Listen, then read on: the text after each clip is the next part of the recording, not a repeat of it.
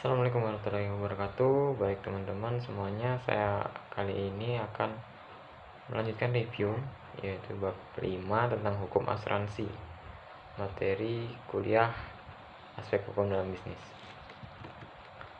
Pengertian asuransi pasal 246 KUHD. Asuransi adalah suatu perjanjian dengan mana seorang penanggung mengikat diri kepada seorang tertanggung dengan menerima suatu premi untuk memberikan penggantian kepadanya karena sesuatu kerugian atau kerusakan atau kehilangan keuntungan yang diharapkan mungkin akan dideritanya karena suatu peristiwa. Undang-Undang Nomor 2 Tahun 1992 tentang Usaha Perasuransian. Asuransi atau pertanggungan adalah perjanjian antara dua pihak atau lebih dengan mana pihak penanggung mengikatkan diri kepada tertanggung dengan menerima premi asuransi untuk memberikan penggantian kepada tertanggung karena kerugian, kerusakan, atau kehilangan keuntungan yang diharapkan, atau tanggung jawab hukum kepada pihak ketiga yang mungkin akan diderita tertanggung yang timbul dari suatu peristiwa yang tidak pasti, ya, secara tidak bisa diprediksi, atau untuk memberikan suatu pembayaran yang didasarkan atas meninggal atau hidupnya seseorang yang dipertanggungkan. 3 unsur dalam asuransi. Yang pertama ada premi, yaitu pembayaran yang harus dilakukan tertanggung sebagai imbalan dari penggantian kerugian pembayaran. Besar kecilnya premi tergantung dari besar kecilnya resiko yang harus dipikul oleh penanggung. Adapun premi bukan merupakan syarat mutlak untuk adanya perjanjian asuransi, dimungkinkan tanpa premi. Kemudian yang kedua, ganti rugi, yaitu yang harus dilakukan oleh penanggung biar terjadi sesuatu peristiwa yang tidak diharapkan.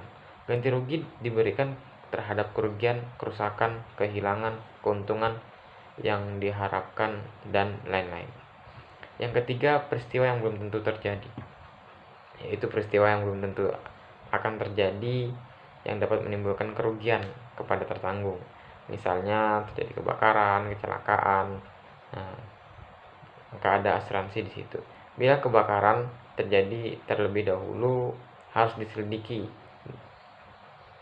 penyebab kebakaran, dari mana api berasal, dan lain-lain. Jadi tidak diberikan begitu saja. Jadi pihak tertanggung ini selektif juga, ya.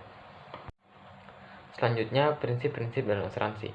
Yang pertama ada prinsip kepentingan, insurable interest principle. Kepentingan merupakan unsur yang sangat penting dalam perjanjian asuransi, yaitu bahwa tertanggung atau pemegang premi berkepentingan agar kejadian yang tidak diharapkan itu tidak terjadi atau tidak menimpa kepadanya dalam pasal 250 KUHD. Ketentuan yang mengatur prinsip kepentingan pasal 250 KUHD berbunyi, apabila seseorang yang telah mengadakan suatu pertanggungan untuk diri sendiri atau apabila seseorang yang untuknya telah diadakan suatu pertanggungan itu tidak mempunyai suatu kepentingan terhadap barang yang dipertanggungkan itu, maka si penanggung tidaklah diwajibkan ganti rugi. Kemudian pasal 253 KUHD, yaitu suatu pertanggungan yang melebihi jumlah harga atau kepentingan yang sesungguhnya hanyalah sah sampai jumlah tersebut. Selanjutnya pasal 268 KUHD, suatu pertanggungan dapat mengenai segala kepentingan yang dapat dinilai dengan uang, dapat diadakan oleh suatu bahaya dan tidak dikembalikan oleh undang-undang. Adapun kepentingan yaitu bagian dari kekayaan yang disebabkan oleh adanya peristiwa akan menimbulkan kerugian. Baik, prinsip selanjutnya yaitu prinsip keseimbangan atau indemnity principle. Suatu pertanggungan ganti rugi yang diberikan oleh penanggung kepada tertanggung tidak boleh melebihi atau harus sesuai dengan kerugian yang diderita. Tujuan untuk mencegah adanya spekulasi dari tertanggung yang mengharapkan keuntungan serupa selisih dari jumlah ganti rugi setelah dikurangi dengan yang diderita. Prinsip selanjutnya itu prinsip Atmos Good Fight, yaitu penutupan asuransi baru sah apabila penutupannya didasari iktikat baik, ya, dalam pasal 251 KWD. Prinsip selanjutnya yaitu prinsip subrogasi, yaitu apabila tertanggung telah mendapat penggantian atas dasar indemnity, maka si tertanggung tidak berhak lagi memperoleh penggantian dari pihak lain, walaupun jelas ada pihak lain yang bertanggung jawab pula atas kerugian yang dideritanya. Dalam asuransi ada yang disebut dengan polis. Pasal 255 KWD, perjanjian asuransi harus dibuat secara tertulis dalam bentuk akte yang disebut dengan polis. Fungsi polis sebagai alat bukti perjanjian asuransi antara tertanggung dan penanggung dari asuransi. Macam-macam asuransi. 1. Asuransi ganti rugi. Contohnya ganti rugi asuransi kebakaran, kemudian pencurian, dan yang lainnya. Yaitu asuransi yang ini penanggungnya berjanji akan mengganti kerugian tertentu yang diderita oleh tertanggung.